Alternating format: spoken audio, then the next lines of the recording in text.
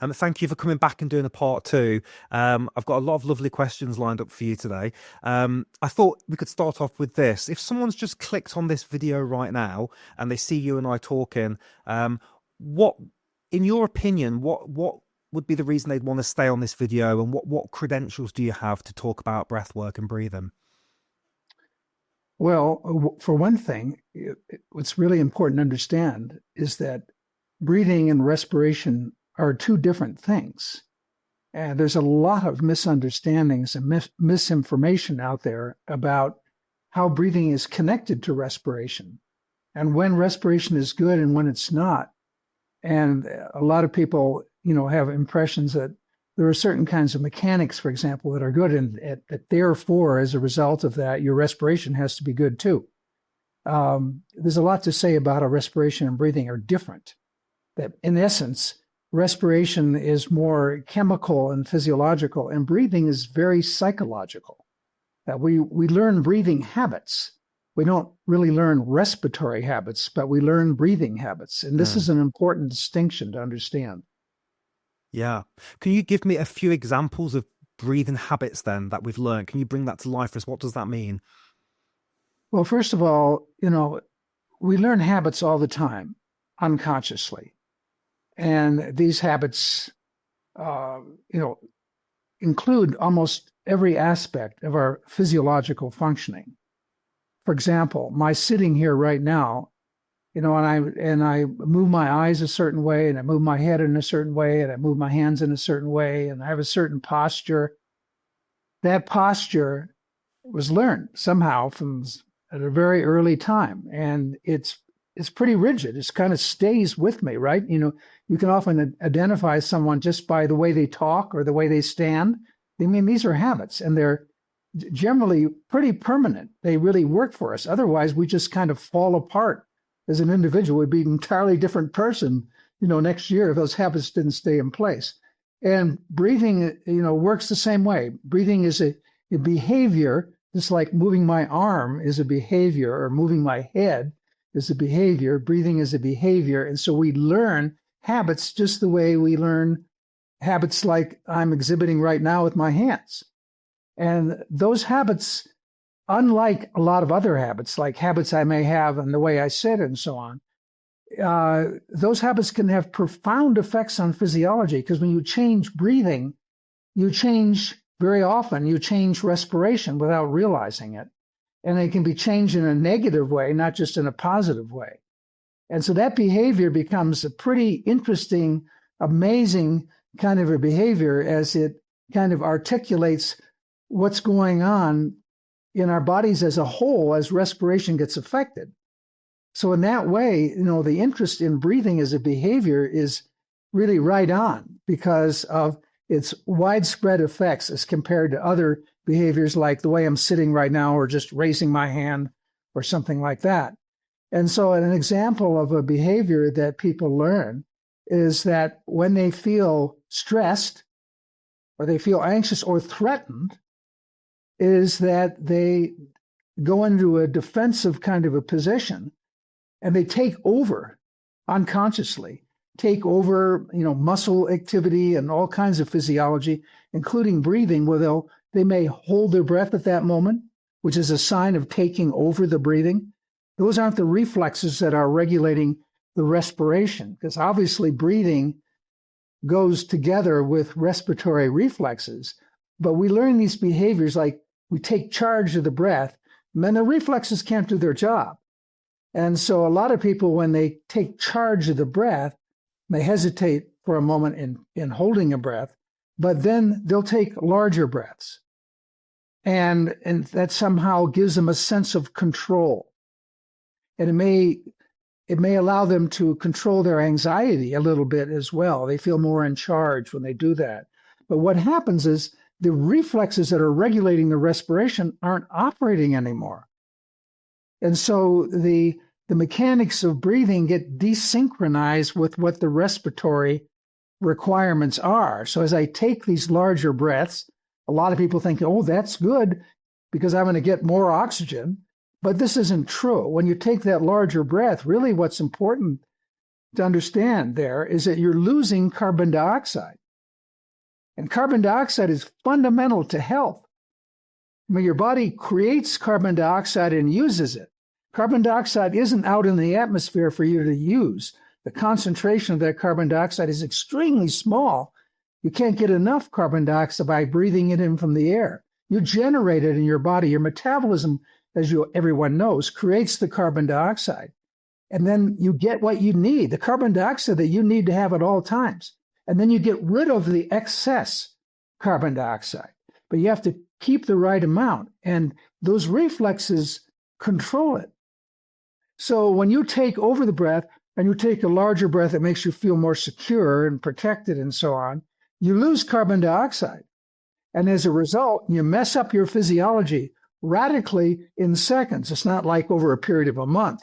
It's over a period of seconds that you mess up your physiology. So here's a habit that whenever you get stressed, you take this breath and you let out all this carbon dioxide. And one of the things that happens is that you lose blood in the brain and you get an oxygen deficit in the brain and blood sugar deficit in the brain, and that can lead to a headache. Okay, so now you have a headache that's brought on by stress? No, brought on by the way you've learned to respond to the stress. That's what's bringing on the headache. It's the habit that leads to the headache. It isn't the stress. It's the action you have taken to deal with the stress, in this case, breathing, that's the problem. Okay, let's dig into that, because what I'm also very conscious of is we've got a wonderful part 1 that people can watch. And I know we went into a lot of detail on a lot of stuff.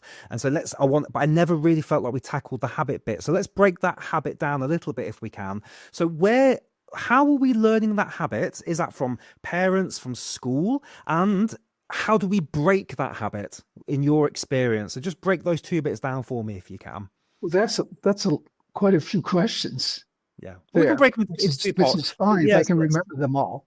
That's okay. All the different pieces of the question. No, let's do part 1 then. So part 1 is, where are we learning these habits, and how do you know that it's a learned habit and not something that we've genetically got? Like we've learned, like you see animals in the wild, for example, bracing when they're scared. So how do you know it's animals are learning the same way we do? Okay, it's the same thing that they're doing. It's no different. Habits are fundamental to the way the physiology operates, because what a habit is a physiological reconfiguration. The body is constantly reconfiguring itself, and then it saves all these habits and they all work together, so you can walk down the street without having to look at, pay attention to the muscles and what your arms are doing and all these different things. These habits they work, they're there because they work. But habits are, they're very powerful things that once they're acquired, it can be very difficult to identify them and then to overcome them. But first of all, a habit is usually learned unconsciously, and it has elements. A habit has elements. It's a relationship between things. It's not just a behavior that you do. It's a relationship between, for example, triggers. That a habit is triggered, otherwise it would be useless. The idea is that it's appropriate at a certain exact time, an exact place that will trigger this change in the way you behave. And a good way to think of it is, rather than calling it learning, you could call it programming. Yes. Okay, so a lot of people, when they think of learning, they think of learning from their parents, learning from their friends, learning in school. That's not how we're talking about learning. We're talking about basically how all these fundamental parts of who we are change as a function of experience, whether we're relating to it or not, like in the breathing example. So the first thing is that there's a trigger. And the example I just gave you earlier is stress. Yes. Some kind of specific stress, not stress in general usually, but something very specific. Okay, and then your breathing changes like that in that moment. So the trigger is one thing, and so that's part of the learning, that there's a response that's connected to that trigger. So when that trigger's there, then there's the response. But where did that come from in the first place is that there's an outcome of that response. It's a payoff. that works for that person unconsciously. Like, for example, a lot of people have trauma, right, in their lives. They're all around us. If you have, most of us have had some kind of trauma in our lives, probably everybody. Some people, it's severe trauma. And when it's severe trauma, very often, if they start to take larger breaths and they lose blood in the brain, they dissociate. It's like taking a drug. It's like drinking alcohol. You're changing the neurophysiological status of the brain, and you're in a different state altogether, which we could talk about. But now that you're there, it may be if you've been dealing with trauma and these memories are troubling to you and are challenging you, and they come up at certain times and scare you, and and it really depresses you and all this kind of thing, that you tend to try to do things to avoid thinking about those things or being connected to those things. So when you lose carbon dioxide and you move into a different state, it can become very difficult to retrieve those memories. That you're in a different place, so the memories don't show up as easily. So you go there to stay away from those memories and those emotions. Okay, so that whenever you feel like maybe that's coming back to you, you start losing carbon dioxide and you're in an altered state. And so now that is the outcome that sustains this over-breathing behavior. By over-breathing, I mean losing carbon dioxide. That's what over-breathing is. You're losing something. By breathing the way you are, you're losing carbon dioxide in this case, but it serves you. It works. You're able to deal with those memories and emotions to some degree. Now, this is interesting because it's the opposite of what a lot of people think of when they think of hyperventilation, for example, where people overventilate and then they start panicking and everything, which is very common response when that comes on when people overventilate, which I can explain physiologically for you. But they get panicked when they do breathe that way. These are people where it's the opposite. When they breathe that way and lose carbon dioxide, it's a relief to them. You see, so the outcomes are extremely different. And so that outcome is powerful. If I can avoid a difficult memory by breathing that way, I'm going to be doing that. But you're doing it unconsciously. You just automatically do it like every other habit, just it's unconscious. That's the way they're designed. They may be conscious in some cases, but very soon they become unconscious altogether. You could talk all about eating, for example, overeating. I mean, that was a whole subject of mine many, many years ago, and looking at how you can learn to regulate blood sugar. Blood sugar can go up or down as a function of physiological programming, that is, learning. And so breathing mediates all these radical physiological changes. I mean, really radical. And all the psychological changes that go with it. So you can imagine this is like rich earth that you can use to kind of control the way you're feeling and, what's happening to you in many different ways. Sure. So we learn the habits. Can you maybe bring this to life with some experiences of the work you've done with clients? So let's take the example from the start. Somebody gets anxious, they change their breathing patterns, they reduce, carbon dioxide to the brain. Now, who's doing that? Who's doing that? Is it unconscious or on purpose you're talking about? Well, maybe if you could just bring a couple of examples to life for us, because you've worked with many people here. So what I'm really curious to know is, you've established now habits are being formed. How are you changing those habits? What do you do? Well, we do what's called a breathing behavior analysis. Okay. Just going to pause the podcast for a second. I'm super excited to share that our 7-day breathwork reset program or burnout reset program is for a limited time completely free. I've been running this course for about a year. We've had amazing results. And it's designed for you if you are tired and exhausted and you've got no time. So the less time, the better. It's only 7 minutes a day, this course, and it's a 7-day program, and it's designed to build habits, healthy, sustainable habits using the breath. And so I wanted to make it accessible to you for a period of time. Thank you for being here. Thank you for watching this podcast. So the link's down below. It's a professionally edited and put together course. It's all held in a lovely place, and you get to keep it for life as well. So grab the link below, and my suggestion is this: if you're going to do it, then do it. Don't put it off. Don't grab the link and think I'll do that next week. It's only 7 minutes, so I would get the link, and then after this podcast, after you finish watching it, get signed up, get enrolled, and just do the exercises that I send you each and every day and have fun with it. And I promise you, at the end of the 7 days, you'll be a different person to who you are watching this video right now. So the link's down below. It's only free for a limited time. It's usually about $77 to $97. We play with the price a little bit, but I wanted to give you a little gift. So link's down there, grab it, and let's get back on with the show. Cheers. We don't know what's going on. Someone comes in, they have symptoms. Maybe they don't even relate it to breathing. They don't know why they have these symptoms or deficits. Very often it's all about performance deficits in athletics or in public speaking or in all kinds of situations. So there are deficits. And there may be other things they call symptoms. It all depends on your vocabulary as to how you think of, what's happening to you. And so they may be there thinking, someone said, well, maybe your breathing has something to do with it. And so maybe that's why they're here to see me or something. So I don't know whether these symptoms have anything to do with breathing. I have no idea. I don't even guess. We have to discover it.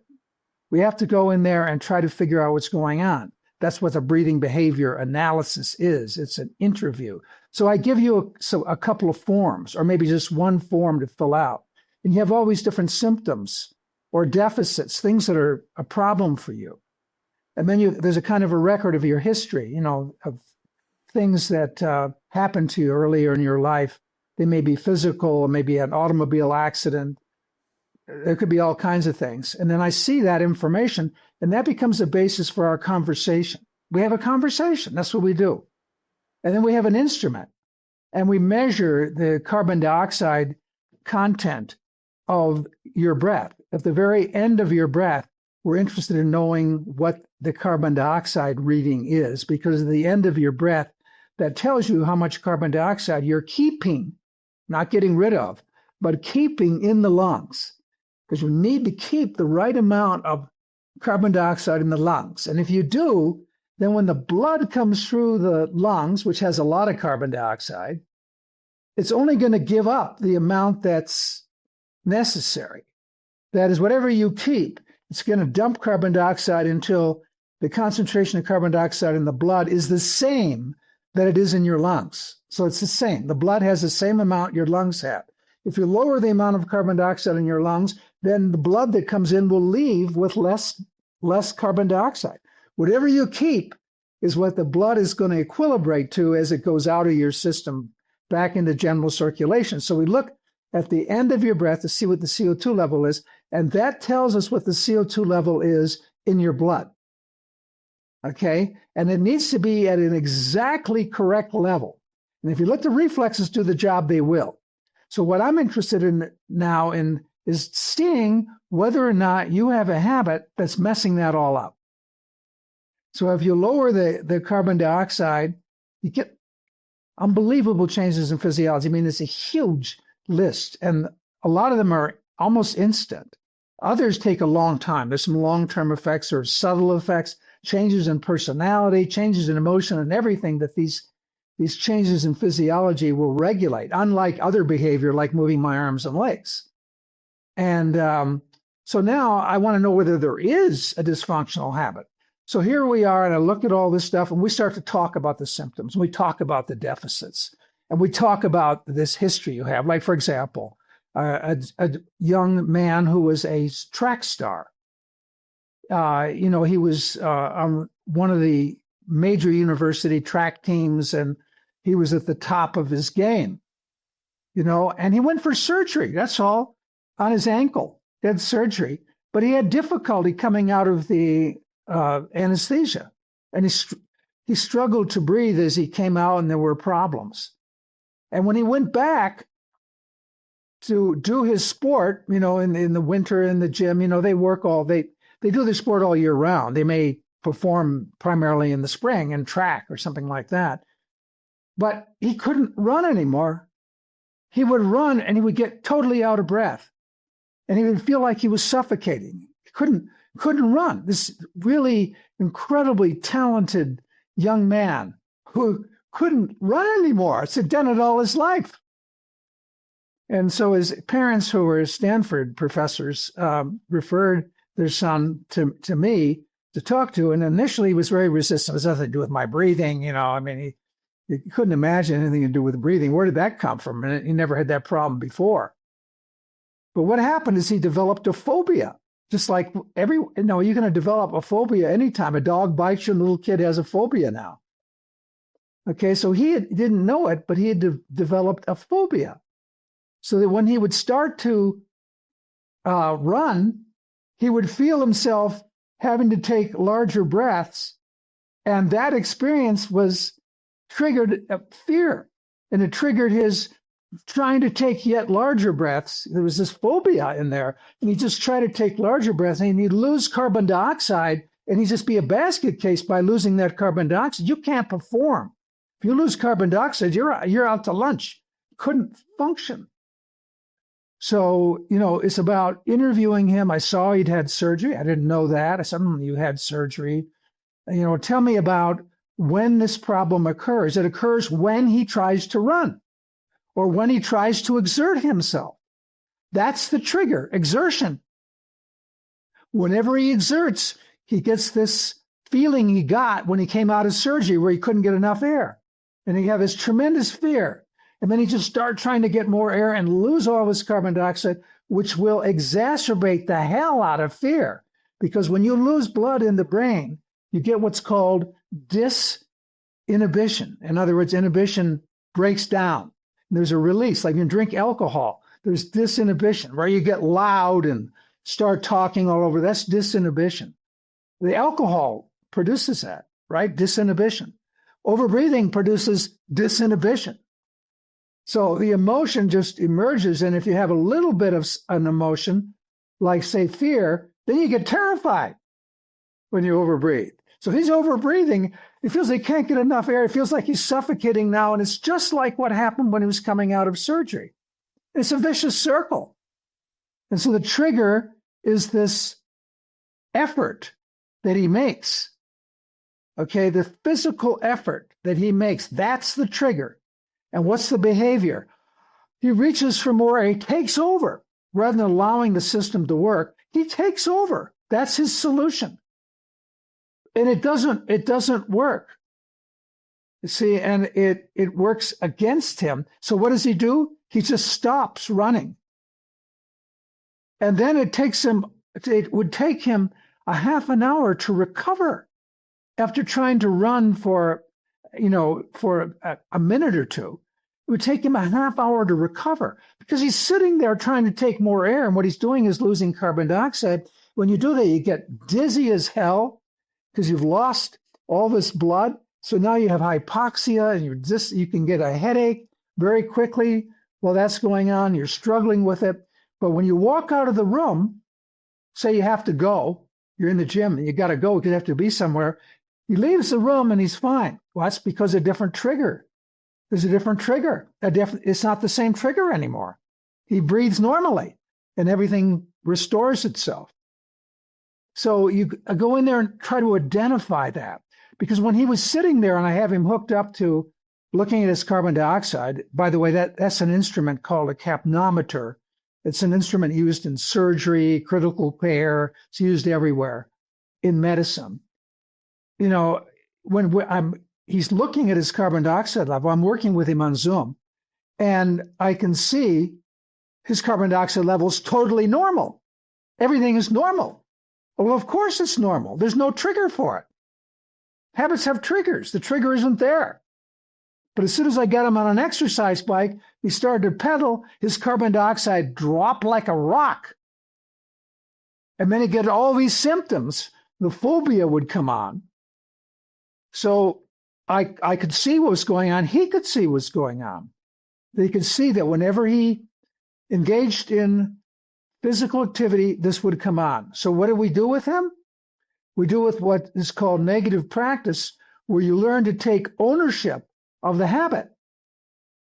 So what he would do, not on the bike, just sitting in a chair, he would overventilate, dump carbon dioxide on purpose, a little bit, just a little bit, and you start to feel this loss, this dizziness and disorientation, and the anxiety would start coming on, like you're getting close to the object of your phobia, like you have a phobia of a dog. The closer you get, the more frightened you are. So, now he's getting really concerned, with that. But then he learns to get out of it, okay? So he got in by second breaths are a little bit larger. Then he backs himself out, and then he's okay again. So he can see he has control of that. He can back out. And what backing out usually means allowing the reflexes to work. Now, you can do things to accelerate that, like making the breathing as gentle and as small as you can. But you need to do this gradually. So what happens is he allows it, and it takes time to get the carbon dioxide back. It doesn't come back in one breath. It may be 2 minutes. So he gets it back, and then he can go down. He can lose carbon dioxide a little bit, come back. See, he's practicing. He's doing the wrong thing, and then he disengages it. That's why it's called negative practice. You're essentially engaging the bad habit on purpose, and then withdrawing it. And then you overbreathe more, learn more carbon dioxide, lose more of it, back out of it, lose more, back out of it. So now you can go in and back out. And so the symptoms that come on, like getting dizzy and tingling and kind of getting disoriented, which a lot of people like, by the way, it's like taking a drug. A lot of people like that. A lot of people, they panic. They feel like they're losing control when they get the same symptoms. It's because they're different people. They have different responses to that, learned responses to the symptoms themselves. So now he desensitizes to the symptoms, so the symptoms don't scare him anymore. And now he gets on a bike. He does the same thing, but he doesn't pedal. No exertion. Just what's right next to the exertion is being on the bike. So he does the same thing on the bike, and then he pedals just a little bit. And now he's exerting himself, but he overventilates, he backs out of it, overventilates, backs out of it. And then slowly he gets to a point where he's really doing rigorous, not anaerobic, but aerobic exercise. And the fear doesn't come on because he knows exactly how to get out of it. Because he didn't even want to think about his breathing. Just thinking about his breathing made him uptight. So now he gets comfortable. He desensitizes to the feeling his breathing and to the symptoms that overbreathing can generate, like being dizzy. Okay, and then, he's now in the gym and he's on the bike, and he can do this without getting any kind of fear response or in any of the things that were going on. And now he starts to run. So he just jogs a little bit, and then he runs more, and so on. And with these devices, I didn't have these devices in those days, but like this device, you can just carry it in your pocket. You can monitor the carbon dioxide. It will speak to you, if you have a headset, things like that, and you can monitor that carbon dioxide. But he overcame it that way. He did desensitization and negative practice, where he took ownership of this habit, where we identified the history of it and the behavior and the effects that it produced, where we can see what needed to be done. His taking control of the breath served him, because that was the only thing he knew what to do. He just take over, and even though it didn't work, he still felt more in control somehow by taking it over. He never allowed the reflexes to work. So anyways, that kind of a thing that you do, and you work with the person, you have a conversation, you talk about it, you try different kinds of breathing, you look at the physiological changes, you look at the carbon dioxide changes. You can see that when the carbon dioxide change occurs, the problem shows up. And when you stop behaving that way from a breathing perspective, the symptoms go away, and then you feel more in control, more secure to let the system operate on its own without you trying to control it. Okay, that's really clear. Thank you. That's really let a lot of blocks fall into place. So let me ask you this then. Let's take patient A, client A, chronic mouth breather at night, wakes up, dry mouth, um, not sure why they do it. They've got what we would call, or maybe you'd call it different, a lot of air hunger. So when they've got the mouth closed, they feel hungry for air. What would you do with that person? Because now we're talking about sleep, right? And so it's going to be a lot harder to intervene with their sleep. So how would you deal with a chronic mouth breather, Well, wake up exhausted, dry mouth? well, first of all, um, we have to look at just mouth breathing in general. Hmm. To look at it during sleep, you don't want to separate it from mouth breathing when you're not sleeping. It's a behavior. It's something you've learned to do. And so it's a question of how do you unlearn it? Okay. And every habit has another element, which is critical to the habit, is it's motivated. It's not stupid. A habit is based on the reprogramming of physiology is based on intelligence. Mm. Because, all living things, all physiological things, they collect data and they store data and they use data. They organize data. That's what living things do. Mm. That's the essence of what all of physiology does. All of the time, from the time the first living thing on this planet got created, it's been a psychological being. It's motivated. So what's motivating, and you got to it, the motivation is air hunger. Probably. I'm not saying it is until we actually check it out with a person, because it may not be the issue at all. We don't ever make assumptions. We explore it to find out what is it that's doing the controlling. So mouth breathing is motivated, okay? And air hunger can be a big part of it. For example, when you find some people, I'm working with them and I see they're overventilating, and I've done many demonstrations like this in large groups, where the person is overventilating and losing carbon dioxide and has symptoms and so on. And I just ask them to open their mouths a little bit. And in 3 or 4 minutes, the symptoms are gone. And the respiration is really great with their mouth open. So the behavior, in essence, opening the mouth, allowed them to optimize their respiration. That's great. Nothing wrong with that, except it would be nicer to do it breathing through the nose. Why? Why does it even matter whether you're breathing through the mouth or the nose? Well, there are lots of reasons why it can matter. And one is your mouth is dry, and so you have bad breath. Maybe your mouth is open and you kind of look silly, and so you don't want to breathe through the mouth. Or maybe in the long run, it has an effect on lung tissue, where the lung tissue stiffens as a result.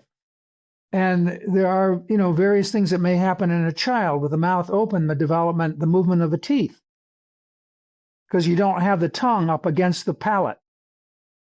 You need pressure against the palate for proper development of the teeth. So your mouth's open, this can be a negative thing. But none of these things have anything to do with respiration. The negative effect of breathing through the mouth is not a respiratory negative outcome. Doesn't have to have any effect on respiration. Why should it? Respiration isn't regulated by whether your mouth is open or closed. Now, having your mouth open leads to a lot of other problems. But as far as respiration goes, it's irrelevant, except from the standpoint that you can close it or open it to deal with air hunger. The idea is to optimize the respiration, to meet the respiratory requirements. And the way respiration works based on reflexes is on 3 things: the pH of your blood in your cerebral spinal fluid, the carbon dioxide concentration in your blood in the cerebral spinal fluid, and the oxygen concentration in your blood. That's what regulates it. I mean, there are a lot of little things that you cough and all these different things that can regulate it also, but those are momentary things. The continuous thing from breath to breath are those three things. It isn't whether your mouth is open or not. It isn't whether you're standing on your head or not. It doesn't matter if my arm is up or down. My mouth is wide open or tight shut. It doesn't make any difference. It's the same, chemical variables that are regulating the respiration through the breathing. I mean, the respiration it gets to where it needs to be by your essentially engaging in the proper kind of air exchange. That is, the rate at which you breathe and the size of your breath work together to maintain the right CO2 in your lungs, as well as to get oxygen into the system. You're getting oxygen in, and you're getting the right amount of carbon dioxide out. So those things have to be done no matter what you're doing. Like I'm talking right now. I'm using breathing to communicate with you, Mike. That's why I'm breathing this way, so I can communicate. But my respiration is still good. Listen to me. I'm getting wild. My breathing's going all over the place. But my respiration is damn good. I can feel it. I can feel it in my system because I've learned that. Feels great. And those reflexes are operating along with my talking. It's automatic, right? It's a habit. They work together. When you're eating, it's the same thing. You're swallowing and doing that. Your respiration doesn't have to go bad during those times. Respiration needs to be perfect when you're stressed. It isn't going to go bad because you're stressed. It isn't going to go bad for any of those reasons because it regulates based on this chemistry. It's the psychophysiology of it that gets in the way. These habits that get in the way of it. And then you blame things like stress on it. What you should be blaming is how you've learned to respond to the stress. That's the problem. It isn't the reflex mechanisms that are messing up. You're getting in the way without realizing it. So anyway. Yeah. So somebody's sleeping with the mouth open. Oh, let me go back. I'm sorry. Go back to the. This is fantastic. So thank you so much. But yeah, okay. I'm just curious, like, what interventions would you put in place for that? Okay. Well, you see, first of all, again, you have to do a breathing analysis. Now, I would say we explore together. Say it's a woman, she and I say, do you find yourself with your mouth open at other times? I can see on this checklist here that you do mouth breathe, but do you mean just at night? Or do you also mouth breathe during the day? And she says, yeah, I mouth breathe during the day too. So I said, well, when do you, because I have on the checklist, it asks what situations you engage in when you get these symptoms. So when she has her mouth open, then she can pick one of the list of situations that she mouth breathes in. She may say, I mouth breathe all the time. Or she says, I mouth breathe when I get stressed, or I mouth breathe when I'm relaxing, or I mouth breathe when I'm talking with, and you find out where and when they're mouth breathing. So the first step, then the next thing I would ask her, by the way, I would ask her, now, do you have sleep disturbances? You breathe with your mouth open because your partner tells you to have your mouth open, but do you have sleep apnea? And she says, no. Okay, I have no sleep apnea. So what is it that's a problem breathing with your mouth open at night? There's got to be a problem. Is there a problem? She said, well, no, my boyfriend just doesn't like it, and I make noise too when I breathe that way, and he doesn't like that. Well, from a respiratory point of view, there's nothing wrong with it. What it is that her boyfriend doesn't like it. She doesn't like she's doing, her mouth doesn't feel good in the morning, or whatever the rest is. And now, why is this bad for you? Are you just saying it's bad because you think mouth breathing's bad? And find out if there are problems with it besides just her intellectual knowledge that, it's not good to breathe through the mouth because of how it can have an effect on lung tissue. And, maybe it affects, something in the jaw, and it triggers other muscle activity and things like that. But from a respiratory point of view, there's nothing necessarily wrong with it at all. Now, if she's got sleep apnea and she has other problems and she has her mouth open, then what I'm interested to see is when she overventilates.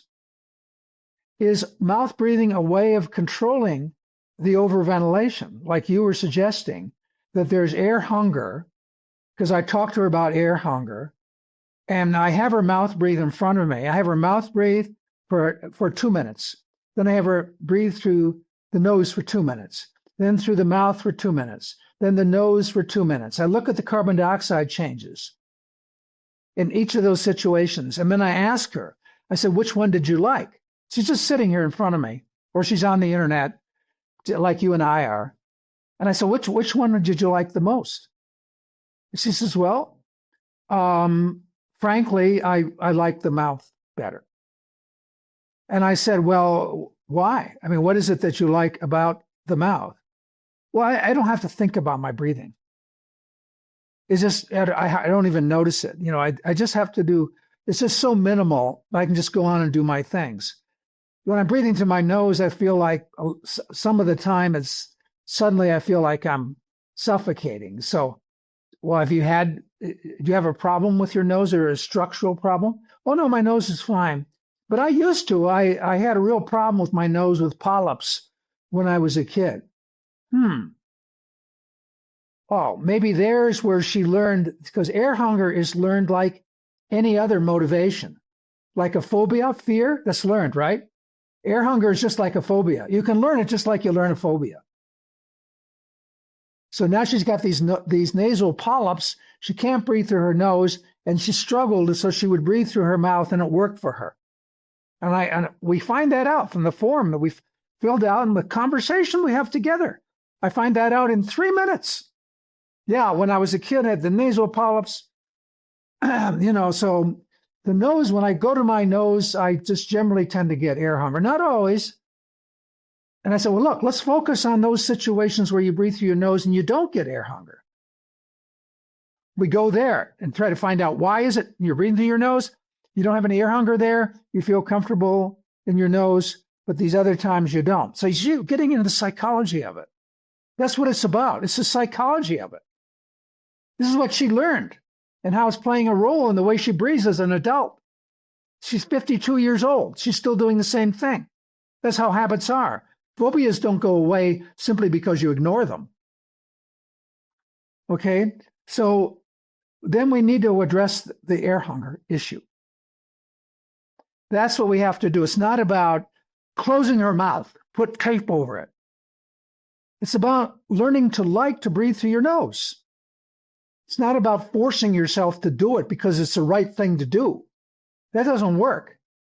She's got to learn to prefer it. Yeah, I like the nose. I work with her, and now she says, yeah, I really like breathing through the nose. Well, why do you like the nose now? And practicing with her, and she practices it at home and so on. What I do is I get her breathing through the mouth where she feels really good. And then what I do is I ask her to switch to the nose she breathes through the mouth, really tiny breaths, tiny. I want her to make really small little breaths through the mouth. Because you hardly need to breathe any air to get enough oxygen. Because, air hunger isn't really related to the oxygen, because you just have to take minuscule breaths to get enough oxygen. Okay, because, you can completely outbreathe your heart. Your heart can only, produces a liter of blood. All you need is a liter of air, but you can generate 20 liters of air. You don't need that. So there's these little tiny minuscule breaths. You switch to the nose, and there's not enough resistance for them to have air hunger. So I said, do you feel air hunger? And she says, no. I said, why? Well, I'm hardly breathing any air. I said, of course, you don't need much air. You only need a little tiny amount. Of course, you feel fine. And you work and you switch back and forth. And then pretty soon you ask, well, which one do you prefer now? What kind of like the nose? What do you like about the nose? It feels nice and warm. It feels nice and warm. And so what about the mouth? I said, well, it feels like I always knew, dry. I don't really like that. And so it's about developing a preference. This is psychological. Developing a preference that all habits are motivated. They all have motivations. You got to get the right motivation operating. So now the person prefers breathing through the nose, except maybe you're working hard, like a lot of people, like I do. If I'm working on an exercise bike hard, I'll switch to the mouth. at a certain point because it's easier for me and I don't get any air hunger. It's the same thing. But in her case, she's getting it so early on that she's not on a bike. She's just sitting in a chair. See, and you work for it on that basis. And then you look, once you get control with the preferences for the mouth, then you look to see what happens during sleep. Because it generalizes into the sleep. Because just because you're asleep, your body isn't. And what it's learned is still operating. So there's the psychology that's in the physiology itself, because physiology is a motivated system. It's a programmable system that operates based on motivation and on the outcome of what it does. If it works, it does it. If it serves the organism, it does it, whether you're conscious or not. And now you're asleep, and what you learned while you're awake, hopefully then that may transfer into what you're doing in sleep, including the dreaming that you do during REM sleep. You don't remember your dreams unless you practice it. Everyone knows if you start writing down your dreams, pretty soon you start remembering them all night long. Okay, so those dreams themselves, you start dreaming about something that is a trigger, or then changes the breathing while you're sleeping. And generally that isn't looked at or acknowledged or understood. Because the breathing, it's not about you're asleep, therefore the habits aren't operating. Of course they operate. Depends on what kind of habits they are. Anyway, enough said on that.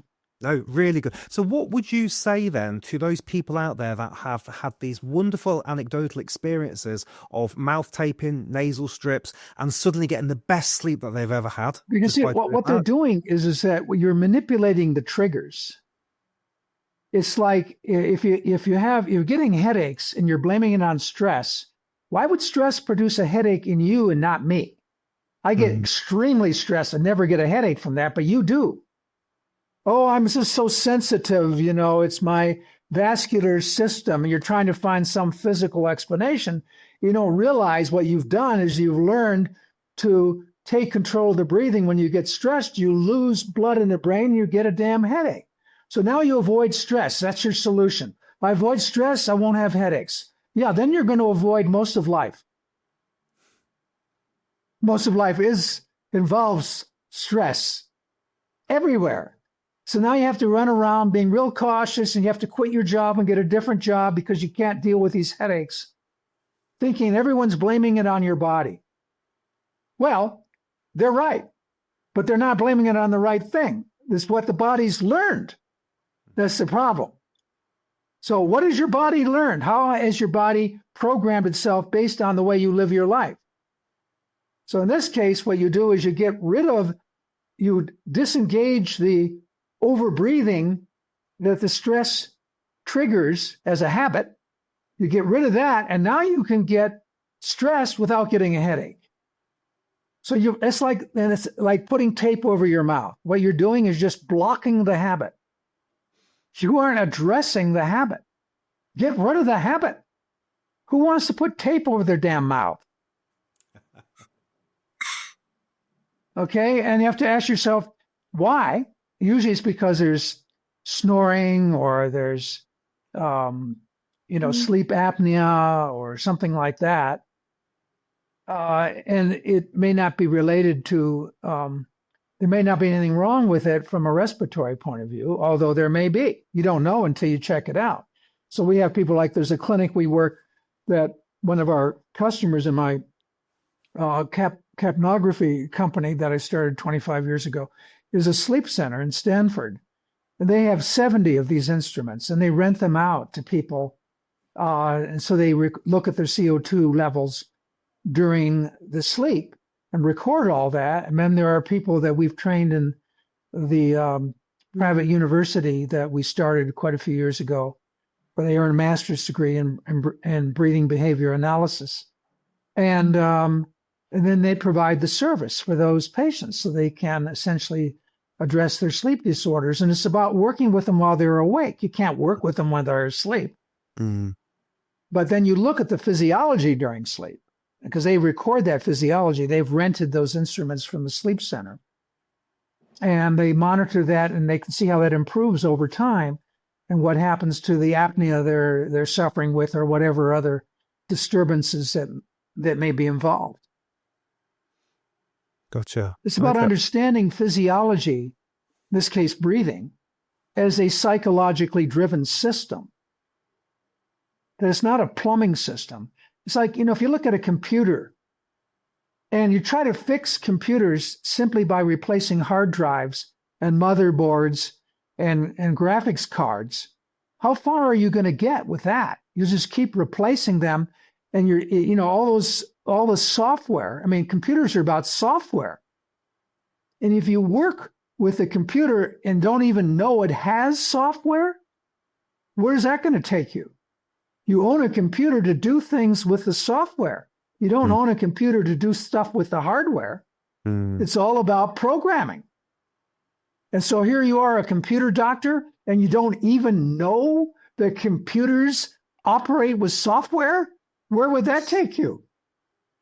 The idea is to look at the software in the system and how it's been programmed. It programs itself based on the outcome of what it does. And it's motivated. Get in touch with your body, your partner. Learn about it. That's why becoming aware of your body is so important. When you get aware of your body, you get aware of the motivations and emotions and everything that are embedded in the entire system that operate the entire body and operates everything. And so you're looking talk about mouth breathing and tape.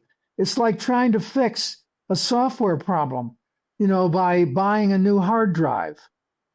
That's not very often the solution. But it can be a combination of organic problems, hardware problems, and software problems. And the thing that's really great about human software is it can also do things like heal physically. The software is involved in healing as well. It can fix the hardware. It actually is involved in fixing the hardware. And if you get into epigenetics, that gets really interesting. Yeah. Well, what are your thoughts on Dr. Pateko's work? I know we're kind of 60 years on now, maybe from when that all kicked off, but a lot of that is around slow breathing. He was looking at patients with their mouths open in hospitals and going, well, look there. What you're doing there is they're trying to manipulate the breathing to try to normalize CO2 levels. I'm talking about Buteyko. I'm not talking about the Buteyko technique. You're trying to, if you're teaching someone to breathe slow, you're trying to stop them from ventilating too much carbon dioxide. But, a great deal of the time that would never work because you're not addressing the habit. If I'm a little kid and I have this problem in school, I'm a kid who's aggressive, and I hit other little kids. What are you going to do? Teach me to slow my arm motion down? Teach me to do nice things with my arms, like to give gifts and use my arms in nice ways? Yeah. Is that going to address the problem? Of course not. Hitting other kids is motivated by my personal problems. I'm angry, so I hit kids. That's what you have to address, is the anger, not the fact that my arm is hitting other kids. The fact that I'm over breathing, slowing the breathing down, that will, in some cases, raise the CO2 level. But as soon as they stop, the habit just kicks in again, because your CO2 level drops when you get stressed. And when you're not stressed, it doesn't get kicked in, because it helps you feel in charge. Just having practice slowing your breathing down, it's completely unrelated to the issue.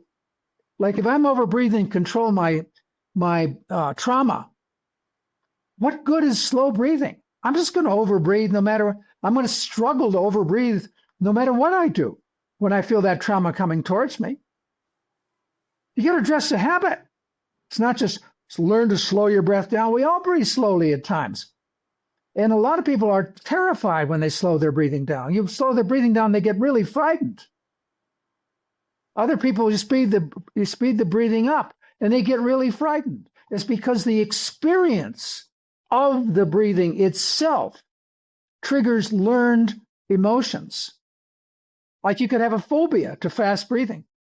As soon as you feel yourself breathing fast, you freak out because the experience of it is a trigger for that fear, a learned fear. It's not, oh, it's the sympathetic nervous system. Fast breathing is no good. But the reason you get anxious is because when you breathe fast, the sympathetic nervous system gets charged up. That's no explanation. It's like if I'm hitting another kid as a little boy, you look at my arm and then you say the reason that Peter is doing that is because he's contracting all these muscles. That the muscle contraction is causing this. Of course not. Moving my arm requires moving my muscles. Getting stressed requires the sympathetic nervous system. So if fast breathing makes me nervous and upset and frightened, it isn't the sympathetic nervous system doing it.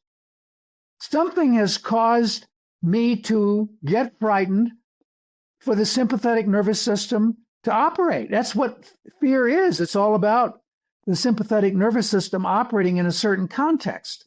Because when you increase sympathetic activity, it can be joyful. I come to see you, and I haven't met you in person. I'm all happy to see you. Hey, this is great. Let's sit down. We have a great time. My sympathetic nervous system is going all over the place. It isn't negative. The context is different. So the sympathetic nervous system, if there is a discharge, what does it represent? It represents my motivation and other things. It isn't the cause of it. It's part of what it is. So there's motivation here that's operating it. And then when you have the experience of this fast breathing, it will trigger learned kinds of emotions that now I have to deal with. Like to say, every time you start to breathe fast, you really get anxious. Or every time you breathe slowly, you really get anxious. I'll have you practice fast breathing. Hey, you've got to be an expert at fast breathing. I have you breathe as fast as you can, maintain the right CO2 level. So I say, how do you feel now, Mike? And you say, I feel fine. So my breaths are real small. It's kind of strange, but I feel okay. So I've desensitized to you. So you no longer react like, oh my God, what's happening to me? I'm breathing so fast. You don't do that anymore. Yeah. Gotcha. You know, and so you address the experience of breathing in the same way you address anything else. This is really landing. What does it mean now to you?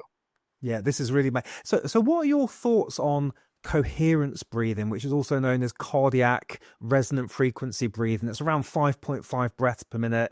There's a lot of benefits associated. Yeah, you see that doesn't have that kind of thing to understand. It doesn't have anything to do with respiration.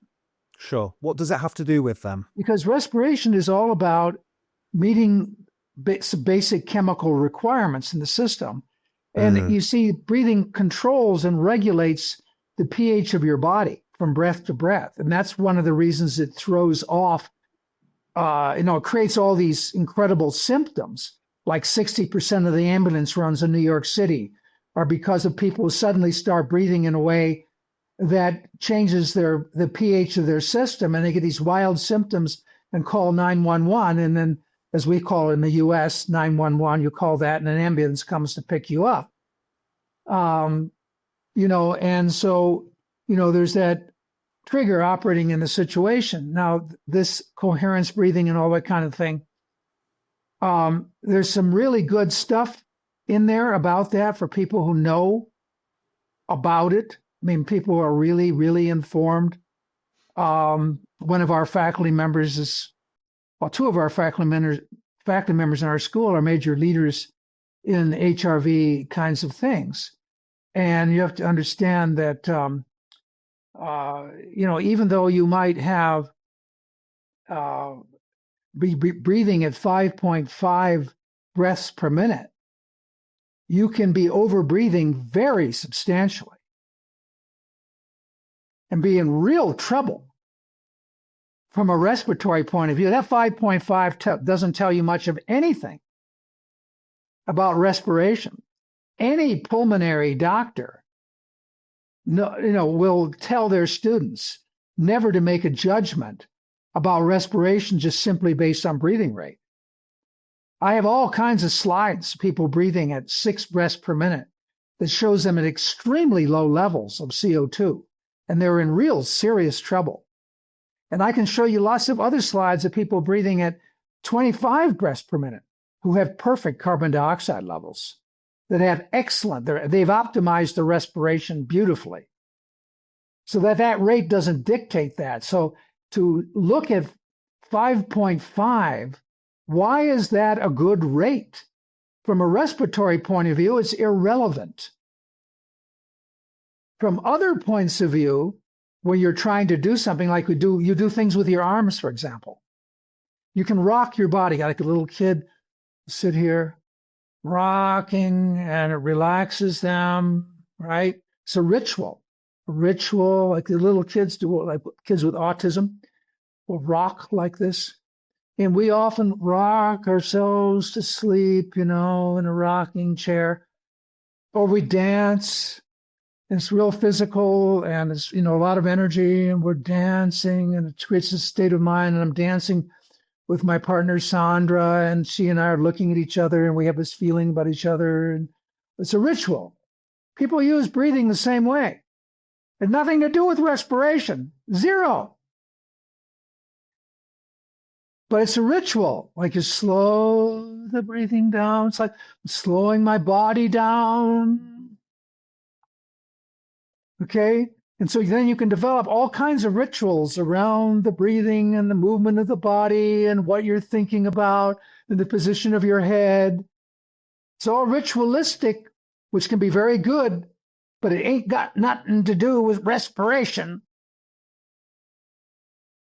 However, what happens in a lot of that process is they'll end up influencing respiration because they've taken charge of the breathing, and then you get these physiological changes which are problematic. And some people may feel like it's religious as they lose blood in the brain. It's like a religious experience. The next person feels like they're going to lose their mind, and all the people in between.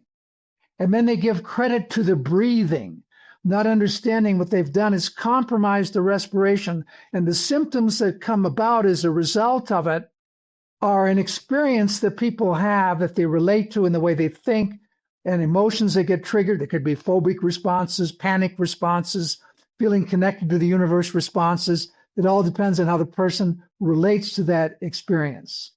So these rituals with that 5.5 breaths per minute, from a breathing perspective, is more of a ritual. Now, I may have some influence on other kinds of physiology if you read in the literature or something like that. But that often, from my perspective, they're overlooking the effect on the pH of the system. It might be that what they're seeing in many of these cases is a change where they've normalized their CO2 level, and they're giving credit to the 5.5 breaths per minute rather than to the fact that CO2 has been normalized. Now, that criticism may apply to some studies, but not to others. I'd have to see the actual study. Gotcha. What's your thoughts on why some people react one way to hyperventilate, to low CO2 and hyperventilation versus others? You've mentioned a few times during this chat that some people really enjoy it and others don't. Now, is that habits as well, or is there something else at play there? That's all a function of everything else they've learned in their lives. They bring themselves to the equation. Like, for instance, when you have a symptom or I have a symptom, both of us, I'm sure, we wonder what it is. Mm. We say, now, was that some bad food I ate? Or where did it come from? Mm. Well, we all do that. I mean, everybody. No one ignores an obvious symptom that's disturbing to them. And even really good feelings, you try to attribute it to something. We're always attributing how we feel to something, rightly or wrongly. Mm-hmm. So, and that's cognitive. But we also have emotional responses to all these different things. Like a certain symptom will scare the hell out of us, really upsets us, a particular symptom, or irritates us, or whatever it is. Or it makes us angry because we can't do it. I just can't do this. They get angry because they feel they can't remember something or they can't do something well enough. And meanwhile, they've been breathing and reduced a lowered blood supply to the brain, and now they can't function very well intellectually.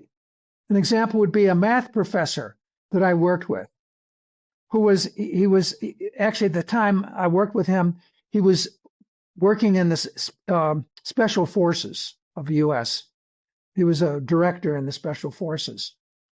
We had him overventilate down to a moderately low CO2 level. And when he got down there, he couldn't count by sevens backwards from 300. He's an expert in mathematics. He can't even count because he got angry. So what's wrong with me? He couldn't understand what was going on. I said, well, tell me about it. What are you experiencing? He said, I just can't remember the number. The last number I said, I can't remember it. Okay, that's a symptom, right? Because he can't pay attention and his memory's messed up. In the matter of 30 seconds, that's where he was. Even though I deliberately brought his CO2 level down, he didn't understand it was a CO2 level. I said, it's your CO2 level. Let's raise it up again. And his memory, and he was able to cut, he was fine. Okay, so he was interpreting that symptom. And it made him angry. Uh-huh. So he had this sense of incompetence, got emotional immediately. And then he followed it up with all these words. These are learned responses. Yeah. Someone else goes, hey, man, this is cool. I can't even remember where I am. They're different folks, different personalities. They've learned to respond to these things differently. So it's not a physiological thing. This is a psychological thing. Sure. How do you respond to it? Have you done any deep, hard breath work, Peter? And how do you respond to it? How do you feel? Well, I mean, I don't, over breathing to me it's just, it's like, I come from the 60s era. I'm almost 84 now. I come from the 60s. I mean, all my classmates were taking acid and, we were all in that stuff while we were in graduate school doing our PhDs. And it's just, as Stan Groff says, it's a legal way to take LSD is to overventilate. And how do people respond to LSD? Some go like, this is the most amazing experience I ever had in my life. The next one went to the hospital because they were freaking out. Because people relate to it differently. Some people need to be in control all the time, like this, hyperventilate, or they lose CO2, and they freak out. Next person just relaxes. So it's not like overventilation freaks people out or overventilation relaxes people. It's how they've learned to relate to the symptoms. Gotcha. Now, this next bit, I'd love to get your thoughts on. I came across a term the other day, and it was called slosh theory. And I don't know how well known that term is, but what this doctor was suggesting was he looked at a woodpecker and he thought, why can the woodpecker hit the tree 40 million times in its life and not get brain damage, and yet we can get hit with a football and we can have a lot of problems? And what he came up with this idea can I intervene for a second? Just say, when you get, that football isn't about survival. Pecking on the wood for woodpeckers about survival. But might not be the best example, the football, but basically what he came up with was this idea that when our CO2 levels drop in our body through poor breathing habits and blood flow is reduced to the brain suddenly becomes more problematic in terms of impact. And so he's developed a couple of ideas. One is there's a collar that goes around the neck of special forces operatives now in the US that will increase blood flow to the brain a little bit. But he's now more obsessed with CO2. So he's creating these CO2 masks that can increase your CO2 by 1%, 2%, 3%. He's got all these different ideas, these 3D Those are paper bags masks. in essence. They're just paper bags. Kind of, yeah, but it has more of a ventilation to it. Yeah, but when you put a paper bag over your mouth, you get oxygen, you breathe through. You can sit with a paper bag over your mouth for an hour. You're not going to have any problem unless you're going to use a plastic bag and then die as a result. Using a paper bag, generally, from my experience with the paper bag, it brings on about 8 millimeters, 6 to 8 millimeters of carbon dioxide, as opposed to almost zero in the atmosphere. Or in a room, you can get 1 millimeter, sometimes 2 millimeters, even more in some cases. So that's what that's doing. It's simply, it's a patch. You're not Mm. addressing the behavior at all. Oh no, What you're this isn't doing about is you're behavior. essentially raising the CO2 level by virtue of the CO2 that accumulates in the mask. Yes. So I guess I'm just curious if you know anything about the brain in this, because the slosh theory, I should have explained this better. He describes it like this: if you have a glass jar and you fill it 3/4 with water and put a raw egg in, if you shake the jar, the egg will break. If you fill the jar all the way up and put the egg in, it's impossible to break the egg because it's surrounded by no water and no air. And so Yeah. what he was saying was the brain is similar. When we have the right amount of CO2 and the blood flow is operating correctly in the brain, we're actually much less likely to get a traumatic brain injury if we were to have some sort of impact. What are your thoughts on that? That's really, honestly, it's very strange to me. But Okay. it is true that, for example, when people have head injury, where they have excessive fluid, and there's swelling in the brain, that people are purposely instructed to overventilate, to dump the carbon dioxide, which will reduce the amount of blood in the brain so the pressure is less to save the patient's life, theoretically. But if you look in the literature, for example, there's an article called hypocapnia, which means low CO2. And the article was written in 2002 in the New England Journal of Medicine, which is maybe the top journal in medicine, one of the top journals of medicine in the world. I mean, anyone who gets an article in there has gotten, they've done a fantastic thing from their point of view and their colleagues. It was all about how dangerous it is to lower the carbon dioxide to do that. The whole article was about it and how they shouldn't be doing that regardless, because the other effects, the outcome can be worse than the cure. And they were just basically saying this is a dangerous thing to do. And that also during pregnancy, when women with cesarean operations, for example, where they deliberately lower CO2 levels during surgery, that this is contraindicated because it could produce ischemia in the extreme, which means zero blood flow in certain parts of the brain and cause brain damage. So, there's a big literature out there on the subject of CO2 and lowering it to manage crisis, for example. You can see I have endless quotes from the medical literature about the effects of carbon dioxide, and because it's not disputed. There's no argument about what it does, lowering it or raising it, raising the CO2 or lowering the CO2. There's no controversies. It's just straightforward pulmonary physiology. So as you increase the CO2, you'll get more blood in the brain as the CO2 level goes up.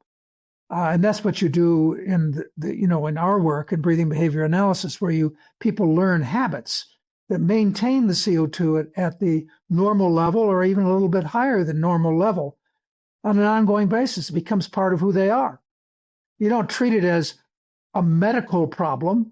You understand that it's regulated by your breathing habits and the reflexes. Now, if there's a problem with the reflexes, well, that's another whole issue.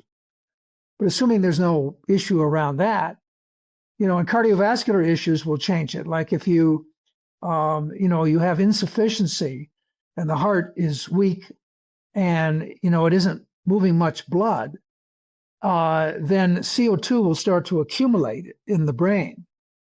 And so then you'll start to breathe a lot by virtue of the reflexes to get rid of that carbon dioxide. So you'll find that in the lungs, the CO2 level will be low, really low. And that's because there's so much of it in the brain that you've got to get it really low in the lungs. So by the time it gets to the brain, it isn't so high. So there's all kinds of medical kinds of things like that. But the idea is to teach people to self-regulate so that the CO2 level goes to where it needs to be automatically by virtue of your breathing habits, like any other physiology, like my posture. Maybe I have a problem with my posture and I've got a back issue now.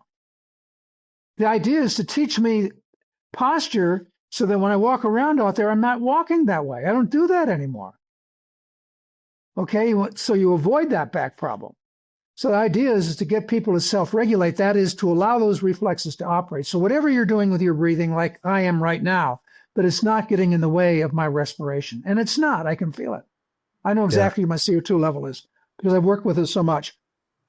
Yeah. It's right. My blood flow is terrific. Yeah. Last question for you. Thank you. What are your thoughts on when people go to the hospital? Now, let's not pick a reason why they go to the hospital, but let's just look at the fact that they're given oxygen normally a lot of the time. And I understand in the past, first responders would actually treat people with CO2 for a number of different reasons as well. So just your thoughts from a respiration point of view on first responders treating people with oxygen versus CO2 therapy. Not therapy, but oxygen versus CO2. Well, first of all, CO2 devices are carried in ambulances. And they're all in every critical care unit. You know, it's available. In emergency medicine and surgery, it's always monitored because the CO2 levels have to be right. If they're not, you are in serious trouble. They have to be right on the money. Okay. And so it could be that if someone is overventilating in an ambulance, they can see whether that's true. They have an oximeter on the finger. They can see that the O2 level is normal. They see the person with a low CO2 level, and then they may want to normalize that because that can cause real problems by creating vasoconstriction everywhere. So you get constriction and you get reduced blood flow and can create ischemias and things like that. You want to make sure that that CO2 level is normal. If you can get it to a normal place. So with a CO2 monitor, you can see that. And if they are overventilating in an emergency, you can give them carbon dioxide. It's like you give oxygen, but not the same way. You don't like pump 100% carbon dioxide into the system like you do with oxygen. So, and now they're suggesting, there was a New York Times article many years ago where they study was done. It was an MRI type study, and they discovered that a lot of people have stress reactions when they have pure oxygen. If you administer a little bit of carbon dioxide, the stress reaction goes away. Because what can happen is that they're, in essence, when they have the oxygen on, they may be overventilating and lose the CO2, and then they can add that little CO2 in there. And to the extent that someone is overventilating, they may compensate for it. And if they're not, they'll go the other direction, compensate either way, and then handle that. Because the study showed, in essence, that not everyone who has pure oxygen has a stress response. It's only certain people. And my guess, they didn't demonstrate this, but my guess is that those are the people who have been overventilating and lowered the CO2 level. Those are the people who get help. The others who have normal CO2, adding CO2 to pure oxygen doesn't really do anything. Gotcha. Wonderful. Peter, I think, first of all, thank you so much for coming back and taking more time to explain that to us. And I feel today like something just landed and I was like, I get it now. So I understand about the habits and everything. So thank you so much for that. Sure. If I if we could just leave you with like a simple question for people, which is like, what's one thing they could do right now to improve their respiration? Like as a typical, like just best practice. Well, one thing that's really important is to understand you don't need to do the breathing. Your body already knows how. It responds to the breathing behavior is linked to this whole process that the pH of the blood, the pH of the fluids in your body, all the considerations around oxygen and all of this kind of thing, the reflexes regulate it perfectly, and it utilizes the equipment, that you own, the breathing equipment, to normalize all these things. And the reflexes do this marvelous job. And the idea is to learn to be an observer, where, for example, when you exhale, you don't manipulate it. You don't try to make it right. You don't try to push it out. It's a wrong thing to do, to try to push it out. You allow it out. Notice how slow it gets on its own. You want to see what your body does. Your body does the breathing. If you're in a coma, It doesn't need you. You're in a coma. You breathe perfectly. It doesn't need you. See what you're breathing, what your body does. Sit back, observe it, feel it, notice it going out, and it gets real slow and slow and slow. That's what's happening, right? You're not doing anything. It stops. It's supposed to stop. Obviously, it has to stop so you can get a breath. So it'll stop. But the breath isn't going to come right away. It isn't going to come until the reflex kicks in. And there's a reflex that you can detect yourself, that when it goes out and you just wait, you'll feel that reflex. You can identify it. And it kicks in, and there's the inhale. And then you'll get a confidence in it. You can note the difference between stepping back and observing it or manipulating it, which everyone knows how to do. The idea is to know the difference between allowing it and manipulating it. You learn to allow it. Sit back, watch it. Feel that reflex, and that'll give you confidence in what respiration is about. You can see that there's an operator there that knows what it's doing. Make friends with it. Allow it to operate. The system isn't going to fail you unless you have some pulmonary disease or issue. It's not going to fail you. It'll come along on its own accord. It's your friend.